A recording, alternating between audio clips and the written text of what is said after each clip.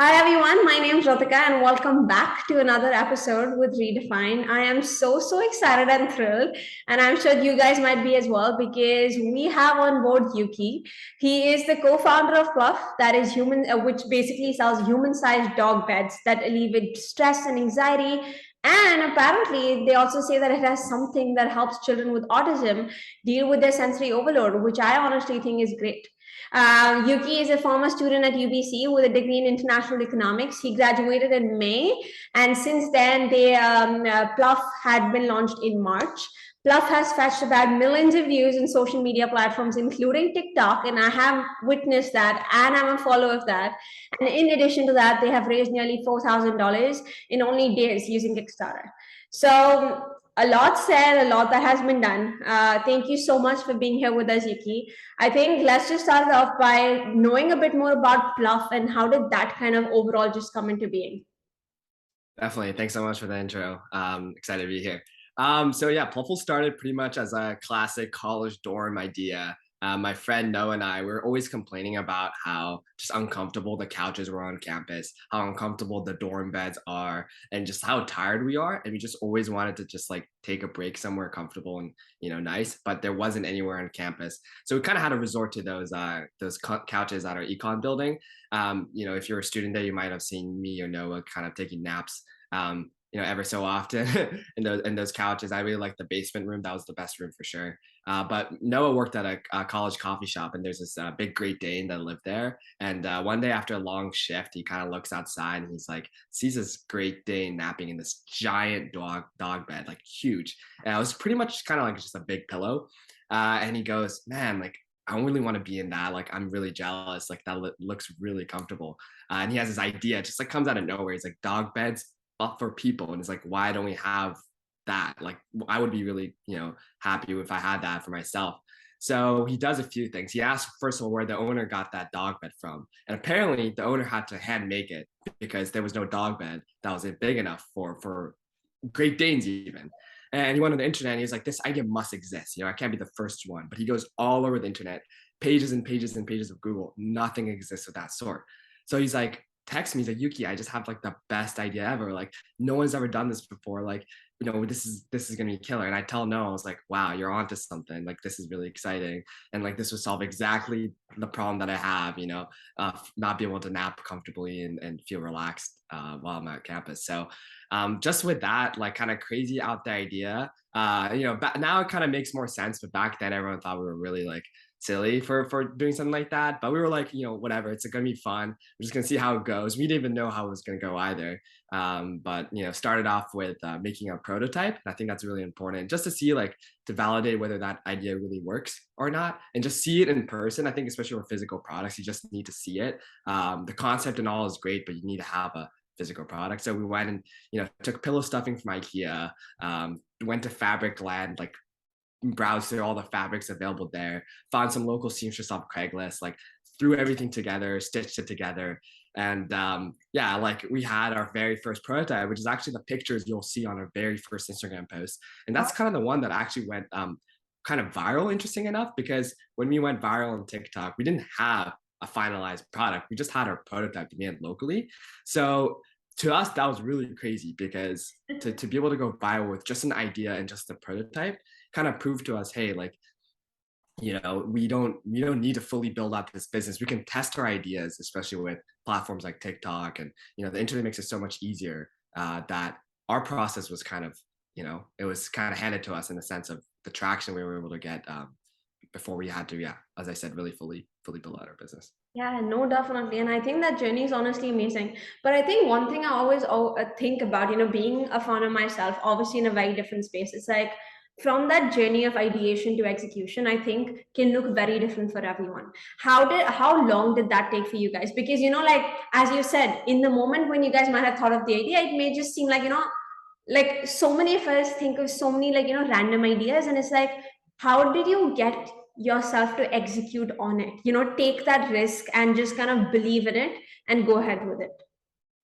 Yeah, I think it was more just like driven out of that we were having fun. And I think that was more than anything up until the point went viral. And we're still having fun now, but it's, it's like now a little bit higher stakes and it's more serious. But, as students, we were doing this like part time, and every single minute we were outside of class or more, doing something else, we were spending our time doing this, and not to really gain anything out of it, but more just like, hey, this is fun. It's kind of like a project of ours that we're doing, and it's our own idea, and it's just we're having fun. Like the whole process was fun. The whole idea of like stitching something together, putting our first product together, that just was fun to me, and that was equally fun to Noah. So it really wasn't like a big burden, but I definitely do agree. That's like a big step for a lot of people, and a lot of people might have a lot of ideas, and they have a tendency to like overthink, especially like all these entrepreneurship frameworks and whatnot. I think there's benefits to them, but especially with an idea like this, a product-based company that kind of is going to go hit or miss, you just have to execute, and you have to really see and test it to really see whether your idea has legs. Yeah, no, definitely. And I feel like many a times, especially since it's like a social media age, I feel like, usually we're seeing the following, the millions of views and this and that. And for you guys, that was one of the main things that happened. So I feel like Yeah. besides that, would you say like there was any moment where someone criticized your idea or, did not believe in the goal and kind of just took it as a joke, especially as students, I think when you're entrepreneurs, people take you very lightly, whether it be like, investors or whoever it is. So did y'all have to experience that? And if so, how did y'all kind of deal with it? What was your approach towards it? Yeah, it's definitely in the early stages. We got a lot of people, one kind of question our idea, first of all, when I told people. So it was kind of like funny. I kind of kept it to myself until I felt like I had a stage where I was a little bit more comfortable sharing. I think Noah shared it from the get-go, but it definitely is tough. A lot of people were like, what? Like, why don't people just buy a dog bed? Why wouldn't people just buy a bed? Like, people already have a bed. You don't need to create a napping product, stuff like that. And then once I had the product, a lot like the prototype, more people were convinced, like, oh, this is comfortable, but like, what are you going to price it as? And back then we were thinking, maybe we had no idea what our cost could look like. So we're maybe like $200, $300. And they were like, no one's going to pay for that. Like, that's too expensive. So, at the end of the day, I think a lot of people will have opinions, and, you have to take them with a grain of salt. At the end of the day, like, no one really knows. That's all. Like, they could have been right. $200, $300 might have been expensive. No one would have bought it, or they could have been wrong, which they were. A lot of people did buy it at a much higher price. So at the end of the day, if you create something special and create something that resonates with people, sort of the customers will follow, or the people that want to buy into it follow, and you can sort of figure out, okay, people really like this idea, but no one's buying at 400. Maybe we'll bring it down to 300. Maybe we'll see if that's possible. But you can figure that stuff out later, and you shouldn't be like so stuck in the, oh, if it's gonna, I have to price it at $400, I'm not gonna launch it. Like, I could have done that, but we were like, we'll figure it out. We'll see what prices work, and we'll just like, it's trial and error. And so that's one. And then in terms of funding, we kind of went the crowdfunding route, which was very beneficial for us because as students, we don't have a lot of capital to invest into something like this. So we were able to generate most of our capital through crowdfunding, also get past our minimum order quantity, which is a big barrier a lot of the times. And, put in a substantial order, but also, any profits that were generated from that, we were able to put into subsequent orders, which was definitely very beneficial for us. In early stages, we were actually looking for more like funding from like VCs and like a lot more angel investors, but especially in this climate, it's super hard to get funding for a consumer product. And I think it's going to remain that way for a significant amount of time. And I generally don't think that's like necessarily a bad thing. We were in a bit of an interesting situation where our traction just hit out of nowhere. And so we had to move incredibly quickly to sort of capture that traction and to put something to market. But in most cases, it'll take time to grow consumer products. And I've been talking to a lot of other founders in the consumer space, and most founders have bootstrapped a way to a certain like level of revenue, like a few $1,000,000 a year. And then at that point, when they want to go from like a few million to like 10 million plus a year, that's when they will look for outside investment. So it's not the only route, but I know now, like back then I was like, we have to raise, like every startup is raising, but it's not necessarily the case. You don't need to raise to be successful. And it's not really an indication. At the end of the day, it's not the investors that you need to please, it's the customers, the people that buy into your idea, then you need to convince. So that's something is definitely like a lesson that I have now. And it would have been nice if I knew, like, I didn't have to be so focused on raising back then. Yeah. Yeah, no, and I think that's one of the biggest misconceptions I think a lot of like founders or students who are trying to become entrepreneurs have, whereby you need the funds to be able to do things. But I think, as you said, it can be crowdfunding, it can be like VCs, whatever comes your way. It's all about, optimizing what you have at that moment and just, taking it away with that. Definitely. I'm also kind of curious is like, what has been your like biggest learning in the past? Like, how much ever time you have spent growing this business with your co-founder? Yeah, lots of learnings. Obviously, like learned a lot about like sourcing and materials and fabric and foam more than I ever would have. But that's very specific to my business. Outside of that, kind of like just surrounding yourself with the right people, because I think a lot of people might have opinions, as I said, interest in your business, but when you start off, you really have to be like careful with who you surround yourself with. And I think that's just really important. Noah's a great co-founder. He was already a classmate and like friend before this, so we had like a mutual trust and relationship way before. And we didn't start this out of the idea to sell millions and whatever. We just had our simple idea of making something that was comfortable and had a really simple goal of like potentially convincing like one person to buy our product. Like that really was just our simple goal. And that came out of like a very pure stance of the way we wanted to build our business. But not everyone's like that. And there are people that kind of might take advantage of you or might see opportunities out of that. And you just have to be careful because especially early on, you feel like you know nothing, which Noah and I didn't. But people will tell you they know something, but at the end of the day, no one really knows. And the way Noah and I created Plufl is very different from other people have created Plufl or other products. And there are people that like can give you better advice than others that have gone through the same path, but there's not that many people that really know what needs to be done. I don't think there's really anyone that knows exactly what needs to be done.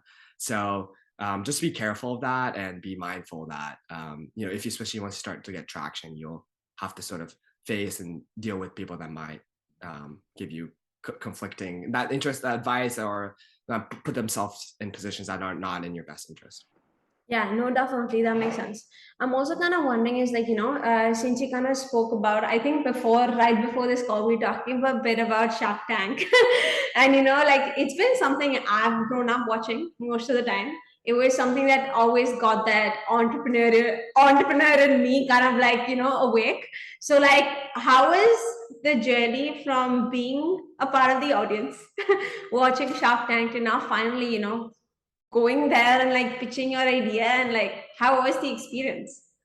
Yeah, definitely. Can't reveal too much about the episode. I think by Yeah. the time this will come out, hopefully it will be, the episode will be out by then. But it was just a really long experience, a long process. And that's the thing what you don't really see. People think like I'm pitching in this Friday. No, everything has been done. I recorded in July. I got the first email from a producer back in like May, maybe April when our TikTok went viral, like a month. Actually, it was in April. It was before our Kickstarter campaign. And then that's when we got an email from a producer, executive producer, saying, "Hey, I just saw your idea on TikTok. I think you'd be great on the show, or like you should apply." And that was it. And we thought the email was fake, and we were doing like a bunch of research on like Shark Tank TV. Like, I don't know if this is real.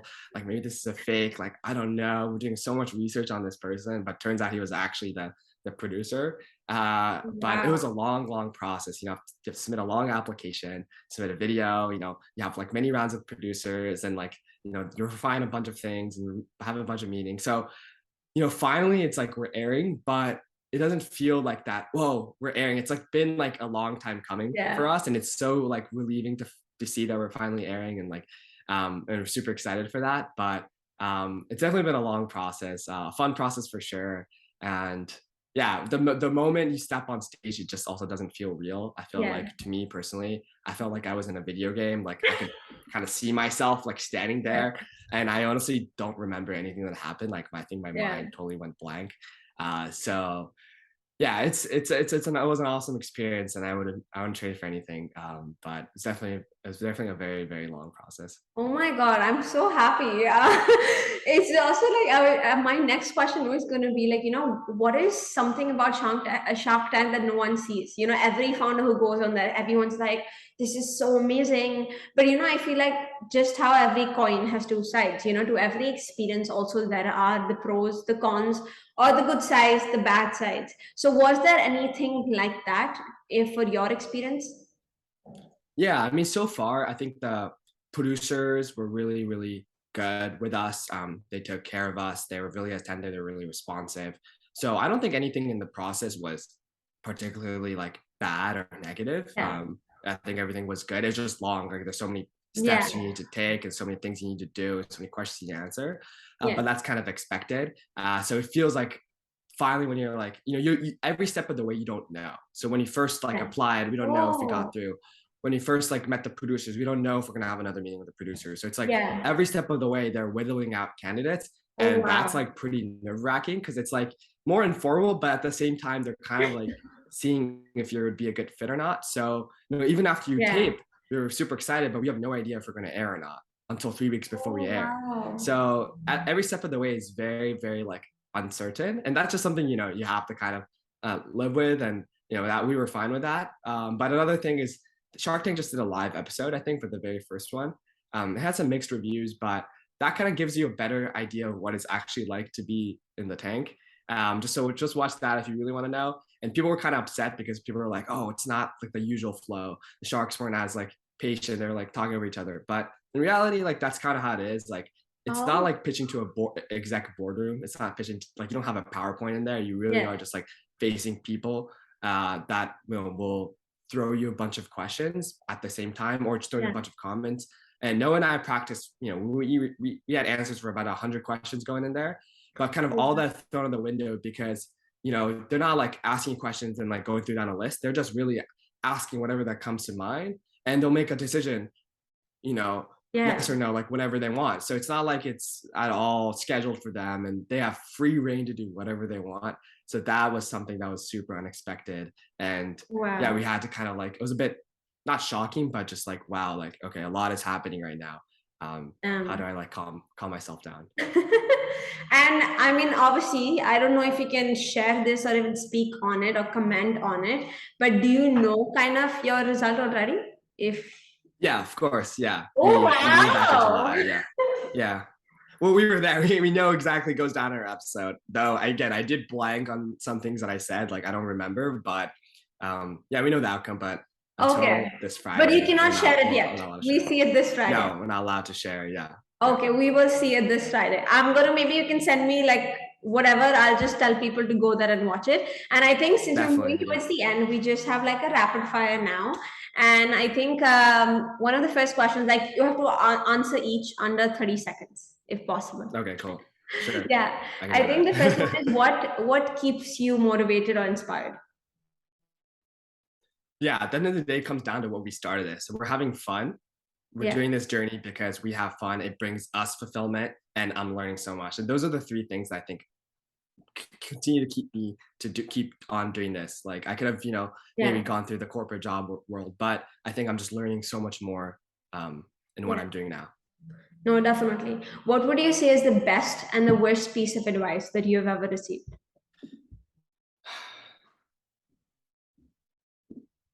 It's a tough one. That's a good one. I have to think. Let me think. Okay, I can best advice. Take your time, no worries.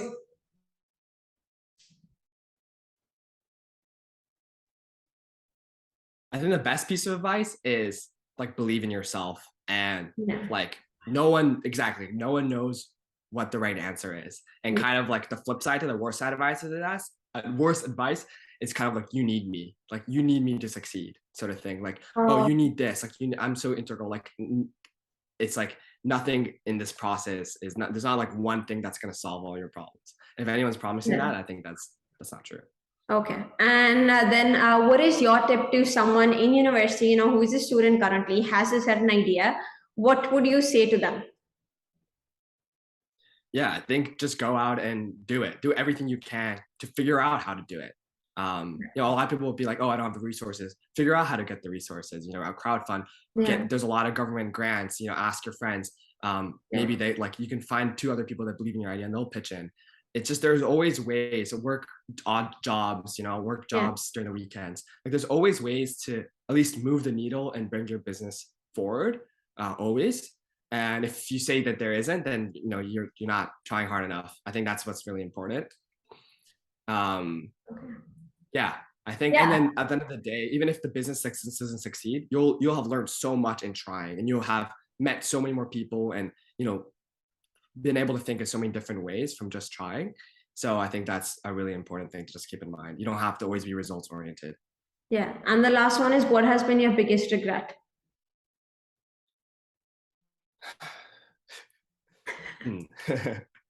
Sorry, I'm making you think towards the end. No, these are great questions.